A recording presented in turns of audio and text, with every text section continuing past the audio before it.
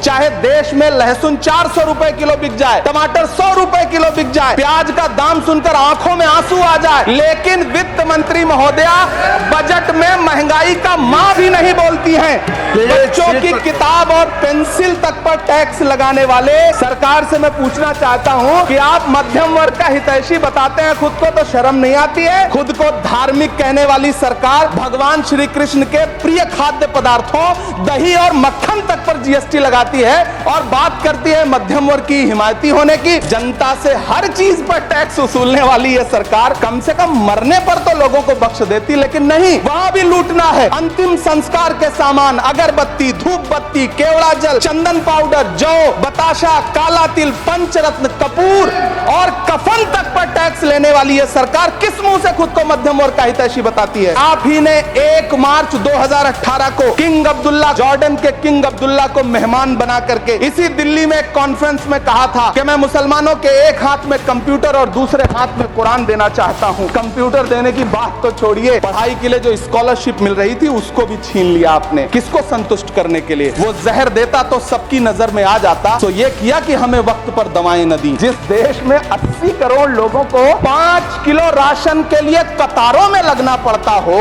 उस देश में यह सरकार 12 लाख तक के टैक्स न लेने के लिए अपनी पीठ थपथपा रही है। हुकूमत इस कदर आवाम पर एहसान करती है, ये आंखें छीनती है और चश्मे दान करती है। जिस देश में 40 से 45% मेडिकल फैकल्टी की सीट खाली हो, वहां बजट में 75,000 नए मेडिकल सीट्स का ऐलान हो रहा है। सरकार बहादुर, कम से कम इस देश के पढ़े लिखे युवाओं को तो मूर्ख समझना बंद करिए। 7500 मेडिकल सीट्स बाद में बनाइएगा, पहले जो एम्स में 2161 पद खाली पड़े हैं उनको तो भर दीजिए। नेहरू को कोसने से अर्थव्यवस्था नहीं सुधरेगी, उसके लिए डॉक्टर मनमोहन सिंह साहब की अर्थ नीति अपनानी पड़ेगी। धन्यवाद सभापति महोदय।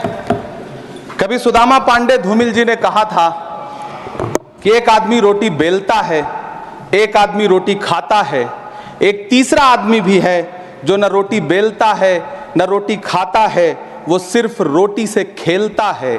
वो तीसरा आदमी कौन है? मेरे देश की संसद मौन है। सभापति महोदय, वो भी क्या दिन थे जब संसद में देश का बजट पेश होता था तो देश की सड़कें ठहर जाया करती थीं। रेल बजट पेश होता था तो लोगों की उम्मीदें रेल के डिब्बों की तरह पटरियों पर दौड़ने लगती थीं।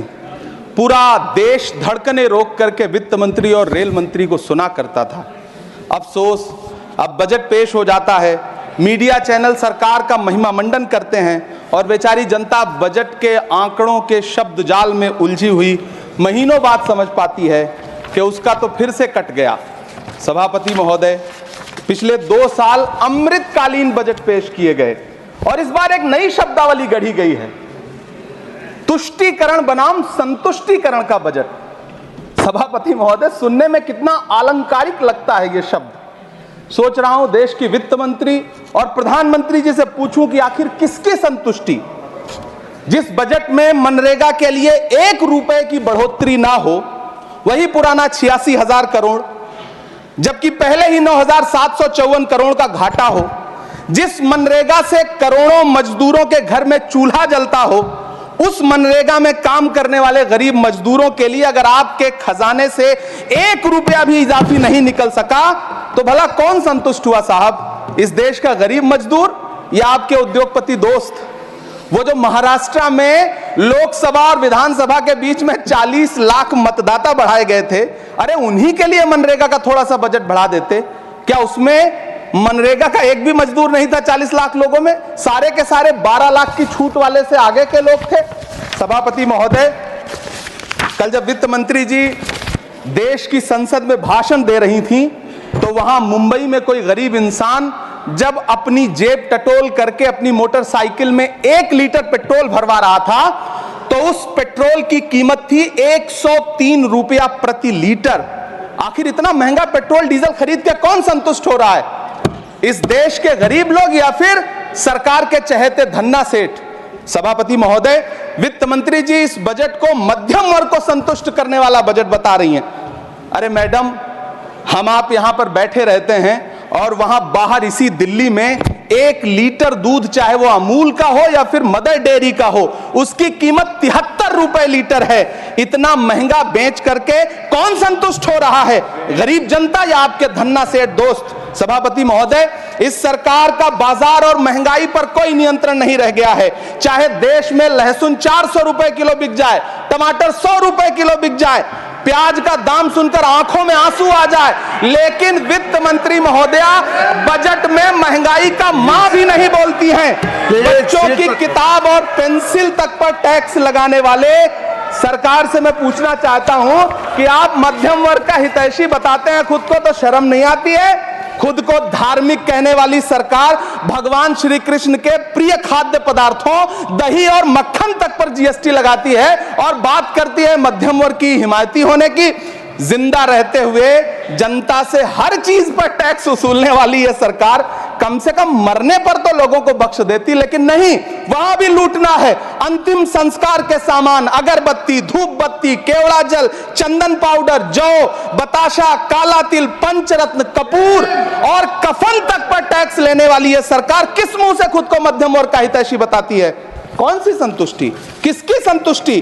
कदम कदम पर टैक्स देकर लुटने वाली जनता की, या फिर जनता से टैक्स वसूल करके धन्ना सेठों का खजाना भरने वाली सरकार की? किसकी संतुष्टि? सभापति महोदय, 18 अगस्त 2015 आरा का बिहार का ऐतिहासिक मैदान, सजा हुआ मंच, हजारों की भीड़ और सामने खड़े हुए देश के प्रधानमंत्री का भाषण। बिहार के भाइयों बहनों, आज मैं बिहार के लिए पैकेज की घोषणा कर रहा हूं। 50,000 करोड़ कर दूं कि ज्यादा कर दूं? अखिलेश भाई, 60,000 करोड़ कर दूं कि ज्यादा कर दूं? 70,000 करोड़ कर दूं कि ज्यादा कर दूं? 80,000 करोड़ कर दूं कि ज्यादा कर दूं? चलो, मैं बिहार को 1.25 लाख करोड़ का पैकेज दे रहा हूं। 10 साल हो गए सभापति महोदय, वही ढाक के 3 पात। बिहार आज भी विकास की बाट जो रहा है। भाषण आज भी प्रधानमंत्री जी के यूट्यूब चैनल पर सुना जा सकता है। जो झूठ बोल के करता है मुतमईन सबको, वो झूठ बोल के खुद मुतमईन नहीं होता। सभापति महोदय, ये तो राहुल जी का असर है। कौन सा शब्द सर, कौन सा शब्द? झूठ। झूठ, ठीक है सर, मिथ्या बोल करके। जो मिथ्या बोल के करता है मुतमईन सबको, वो मिथ्या बोल के खुद मुतमईन नहीं होता। ये राहुल जी का असर है। जो मखाना बोर्ड की घोषणा हुई, अखिलेश जी आपको याद होगा, भारत जोड़ो न्याय यात्रा में 30 जनवरी 2024 को बिहार के रंगभूमि मैदान में राहुल गांधी जी का पूर्णिया में भाषण था और उसमें मखाना को लेकर उन्होंने आवाज उठाई थी। यह उनका असर है कि आपको मखाना बोर्ड बनाना पड़ा, वरना तो आप मैखाना बोर्ड बनाने वाले लोग हैं। सभापति महोदय, बिहार को झूठे पैकेज और चुनावी दिलासे देना बंद करिए। आज भी जब कोसी में बाढ़ आती है तो पूरा सीमांचल बर्बाद हो जाता है। मैंने उस तबाही को अपनी आंखों से देखा है। 2016-17 की बाढ़ में अपने इन्हीं हाथों से राहत सामग्री बांटी है मैंने। अगर सच में बिहार के लिए कुछ करना चाहते हैं तो बिहार को बाढ़ से बचाने का प्रबंध करिए। पूर्णिया एयरपोर्ट 10 साल से बाट जो रहा है, घोषणा 2014 में हुई, बन के आज तक तैयार नहीं हुआ। अलीगढ़ मुस्लिम विश्वविद्यालय का किशनगंज सेंटर बजट के अभाव में दम तोड़ता जा रहा है। मैंने पिछले बजट सत्र में भी आवाज उठाई थी। आज फिर वित्त मंत्री जी से अनुरोध करना चाहता हूं, दामन फैला करके, कि अलीगढ़ मुस्लिम विश्वविद्यालय का किशनगंज सेंटर बन जाने दीजिए। आखिर कौन सी नफरत है? यह मुल्क हमारा भी है। इस मुल्क की मिट्टी में हमारा भी खून पसीना शामिल है। हमसे इतनी भी क्या नफरत? रिश्तों की ये नाजुक डोरें तोड़ी थोड़ी जाती हैं। अपनी आंखें दुखती हो तो फोड़ी थोड़ी जाती हैं। सभापति महोदय, अल्पसंख्यक मंत्रालय का बजट काटकर मौलाना आजाद नेशनल फेलोशिप बंद कर देना, प्री मैट्रिक स्कॉलरशिप बंद कर देना, नई मंजिल योजना बंद करना, धरोहर योजना बंद करना। 2024-25 के बजट में माइनॉरिटी मिनिस्ट्री के लिए 3,183 करोड़ रुपए की घोषणा हुई, लेकिन देश को हैरत होगी कि बाद में समीक्षा करके लगभग आधा कर दिया गया, 1,868 करोड़ रुपए। मैं तो सरकार से पूछना है कि कौन संतुष्ट हुआ? इस देश का अल्पसंख्यक संतुष्ट हुआ या आप संतुष्ट हुए? किसका संतुष्टिकरण? सभापति महोदय, मैं प्रधानमंत्री जी से कहना चाहता हूं कि आप ही ने 1 मार्च 2018 को किंग अब्दुल्ला को, जॉर्डन के किंग अब्दुल्ला को मेहमान बना करके इसी दिल्ली में एक कॉन्फ्रेंस में कहा था कि मैं मुसलमानों के एक हाथ में कंप्यूटर और दूसरे हाथ में कुरान देना चाहता हूं। कंप्यूटर देने की बात तो छोड़िए, पढ़ाई के लिए जो स्कॉलरशिप मिल रही थी उसको भी छीन लिया आपने। किसको संतुष्ट करने के लिए? हम समझते हैं इस साजिश को। आप माइनॉरिटी मिनिस्ट्री का बजट काटते काटते एक दिन मिनिस्ट्री को ही बंद कर देना चाहते हैं। वो जहर देता तो सबकी नजर में आ जाता, सो ये किया कि हमें वक्त पर दवाएं न दी। सभापति महोदय, मैं तो वित्त मंत्री जी से पूछना चाहता हूं आपके माध्यम से कि शायद आपको पता ही नहीं है कि गृहस्थी चलाने वाली एक गृहिणी की मुश्किलें क्या क्या होती हैं। आपने कभी सोचा भी नहीं होगा कि जब वो किचन में सब्जी बनाने के लिए कढ़ाई में तेल डालती है तो उसके साथ उसके आंसू भी गिरते हैं। सभापति महोदय, शायद उन्हें पता भी ना हो कि एक छोटी सी गाड़ी और एक छोटे से फ्लैट का ईएमआई भरने के बाद इस देश का एक गरीब इंसान जब अपने बच्चों की फीस भरने के बारे में सोचता है तो उसे कितनी खुशियों का गला घोंटना पड़ता है। शायद उनको पता भी नहीं है कि फसल बेच करके बिटिया की शादी का सपना सजाने वाला किसान जब अपनी फसल बर्बाद देखता है तो कितनी रातें सो भी नहीं पाता है। सभापति महोदय, शायद वो कभी इस पीड़ा को समझ ही नहीं पाएंगी कि परिवार के किसी एक सदस्य को कैंसर जैसी बीमारी हो जाए तो घर और जमीनें गिरवी रख उठती हैं लेकिन इलाज नहीं हो पाता। सभापति महोदय, इसी देश की संसद में कभी स्वर्गीय सुषमा स्वराज जी ने कहा था कि जब देश की करेंसी गिरती है तब देश की प्रतिष्ठा गिरती है। एक तरफ कोलंबिया जैसा छोटा सा देश और उसके प्रधानमंत्री गुस्तावो पेत्रो खड़े हैं जो कोलंबिया के नागरिकों को हथकड़ी लगाकर लाने वाले जहाज को अमेरिका बैरंग वापस लौटा दे रहे हैं, और दूसरी तरफ हमारे प्रधानमंत्री जी खड़े हैं जो बेड़ी और हथकड़ी लगा करके लाए गए बेटों के अपमान पर एक शब्द नहीं बोल रहे। सभापति महोदय, मैं इतिहास के पन्ने पलट रहा हूं, मुझे दो किरदार याद आ रहे हैं। एक तरफ निक्सन के 7वें बेड़े की धमकियों के सामने लोहे की तरह अडिग इंदिरा गांधी खड़ी हैं, तो दूसरी तरफ खुद ही नमस्ते ट्रंप का नारा लगाते हुए प्रधानमंत्री जी खड़े हैं। मेरे कानों में सुषमा स्वराज जी की आवाज गूंज रही है। बहुत कम बोलने वाले डॉक्टर मनमोहन सिंह ने बहुत ज्यादा बोलने वाले प्रधानमंत्री जी को जब देश की बागडोर सौंपी थी तो $1.58 का था, आज 85 से 87 के बीच में झूल रहा है। इन दिनों रुपए की अहमियत गिरती है तो न तो देश की प्रतिष्ठा गिरती है ना प्रधानमंत्री की गरिमा। जिस देश में 80 करोड़ लोगों को 5 किलो राशन के लिए कतारों में लगना पड़ता हो, उस देश में यह सरकार 12 लाख तक के टैक्स न लेने के लिए अपनी पीठ थपथपा रही है। हुकूमत इस कदर आवाम पर एहसान करती है, ये आंखें छीनती है और चश्मे दान करती है। सभापति महोदय, महाराष्ट्र का भिवंडी हो, मालेगांव हो, इचल करंजी हो, यूपी का बनारस हो, मुआयमा हो, मुबारकपुर हो, रांची का छोटा नागपुर हो, बिहार का भागलपुर हो, हर जगह बुनकरों की उम्मीदें तोड़ रही हैं लेकिन इस सरकार के पास उनके लिए कुछ भी नहीं है। मुरादाबाद का पीतल उद्योग, कानपुर का चमड़ा उद्योग, सहारनपुर का लकड़ी उद्योग, फिरोजाबाद का चूड़ी उद्योग, अलीगढ़ का ताला उद्योग, सब सरकारी प्लानिंग से तबाह हो रहे हैं। इन तमाम के बीच सरकारी सपोर्ट से बस एक उद्योग फल फूल रहा है, नोएडा का नफरत उद्योग। सभापति महोदय, जिस देश में 40 से 45% मेडिकल फैकल्टी की सीट खाली हो, वहां बजट में 75,000 नए मेडिकल सीट्स का ऐलान हो रहा है। सरकार बहादुर, कम से कम इस देश के पढ़े लिखे युवाओं को तो मूर्ख समझना बंद करिए। वो अब तिजारती पहलू निकाल लेता है। पहले 7500 मेडिकल सीट्स बाद में बनाइएगा, पहले जो एम्स में 2161 पद खाली पड़े हैं उनको तो भर दीजिए। वो अब तिजारती पहलू निकाल लेता है। मैं कुछ कहूं तो तराजू निकाल लेता है। मैं इसलिए भी तेरे फन की कद्र करता हूं तो झूठ बोल के आंसू निकाल लेता है। सभापति महोदय, फिर झूठ आया है, मैं उसे मिथ्या कर दे रहा हूं। शायरी में बार बार आ जाता है, क्या करूं महोदय। काश ये बजट, सभापति महोदय, वो एक शब्द मैं मिथ्या कर दे रहा हूं सर, वो एक शब्द को हटा दीजिए। ध्यान रखें, ऐसे जो भी शब्द होंगे आपके भाषण। सभापति महोदय, काश ये बजट बीपीएससी के पेपर लीक की शिकायत करने वाले नौजवानों पर बरसती हुई पुलिस के लाठियों पे, जख्मों पर मरहम लगा पाता।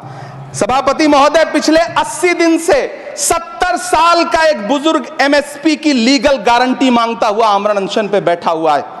काश ये बजट किसान नेता जगजीत डल्लेवाल की टूटती हुई सांसों की पीड़ा सुन पाता। काश ये बजट प्रतियोगी परीक्षाओं की तैयारी के लिए दिल्ली, कोटा, पटना, अहमदाबाद जैसे शहरों में, इलाहाबाद जैसे शहरों में किताबों के साथ गल रहे युवाओं के सपनों को जिंदगी दे पाता। काश ये बजट वंदे भारत के सुनहरे विजुअल के बजाय देश की गरीब जनता को कुछ और पैसेंजर ट्रेनें दे पाता। काश ये बजट सीनियर सिटीजन को ट्रेन टिकटों में मिलने वाली रियायतें वापस लौटा पाता जिनको सरकार ने कोविड के नाम पे छीन लिया था। काश ये बजट किसानों की राह में कीले नहीं बल्कि कालीन बिछाने वाला बन पाता। काश ये बजट सरकारी मालिकों को यह समझा पाता कि नेहरू को कोसने से अर्थव्यवस्था नहीं सुधरेगी, उसके लिए डॉक्टर मनमोहन सिंह साहब की अर्थ नीति अपनानी पड़ेगी। पिछले 11 साल से नेहरू जी को कोस रहे हैं, आखिर कब तक कोसिएगा? थोड़ा पंडित नेहरू जी के बारे में पढ़िए, तब पता चले कि पंडित नेहरू की शख्सियत का नाम है। दुनिया का पहला ऐसा राजनेता जिसने अपनी जिंदगी की आजादी के लिए, देश की आजादी के लिए 3259 दिन अंग्रेजों की जेल में बिताए। पंडित नेहरू एक ऐसे महान शख्स जिनके पिता पंडित मोतीलाल नेहरू, जिनकी बहन विजय लक्ष्मी पंडित, जिनके बहनोई पंडित रंजीत सीताराम, जिनकी बेटी इंदिरा गांधी, जिनके दामाद फिरोज गांधी, सब ने अंग्रेजों से लड़ते हुए स्वतंत्रता आंदोलन में जेल काटी। आप किस मुंह से उनकी लकीर छोटी करने की बात करते हैं? नहीं कर पाइएगा, 7 जन्मों में नहीं कर पाइएगा, क्योंकि जिस्म की मौत कोई मौत नहीं होती है। जिस्म मिट जाने से इंसान नहीं मर जाते, धड़कने रुकने से अरमान नहीं मर जाते, सांसें थम जाने से ऐलान नहीं मर जाते। जिस्म की मौत कोई मौत नहीं होती है। सभापति महोदय, मैं आपके सामने खड़ा होकर के एक बहुत छोटी सी कहानी सुनाना चाहता हूं कि महान बादशाह सिकंदर ने जब यूनान फतेह किया तो जीत का जश्न मनाने के लिए शहर की सड़कों पर निकला। तो उसने देखा कि पूरा शहर तो जश्न मना रहा है, एक फकीर सड़क के किनारे चादर तान के सो रहा है। सिकंदर को गुस्सा आया, घोड़े से उतरा, उस फकीर के पास गया और उसे सोता देख करके उसे जोर की एक लात मारी और लात मार के कहा कि क्यों रे फकीर, मैंने यूनान फतेह कर लिया, लोग जश्न मना रहे हैं और तू सो रहा है। उस फकीर ने उन्नीदी आंखों से सिकंदर को देखा और देख करके कहा कि शहर जीतना बादशाहों का काम है, लेकिन लात मारना तो गधे का काम है। सभापति महोदय, गरीब जनता को लात मारना बंद करिए। यह अमीरों के लिए बनाया गया बजट है, यह निराशाजनक बजट है। हम अमृतकाल सुनते आ रहे थे, यह अमृतकाल इतनी जल्दी समाप्त हो गया कि अब अमृतकाल का कोई नाम तक नहीं लेना चाहता है। इसलिए मैं इस सदन में खड़ा होकर के देश की वित्त मंत्री महोदया से कहना चाहता हूं कि आपने अल्पसंख्यकों के बजट में जो कटौती की है उसको बहाल करिए। आपने मनरेगा को जो स्थिर रखा है उसका घाटा 9,754 करोड़ है, कम से कम उतना बढ़ा करके फिर से उसे बहाल करिए। नौजवानों के लिए रोजगार दीजिए, किसानों को एमएसपी की लीगल गारंटी दीजिए। यही मैं आपसे अपील कर रहा हूं। धन्यवाद सर, आपने इतना जो समय दिया उसके लिए शुक्रिया। माननीय श्री बाल योगी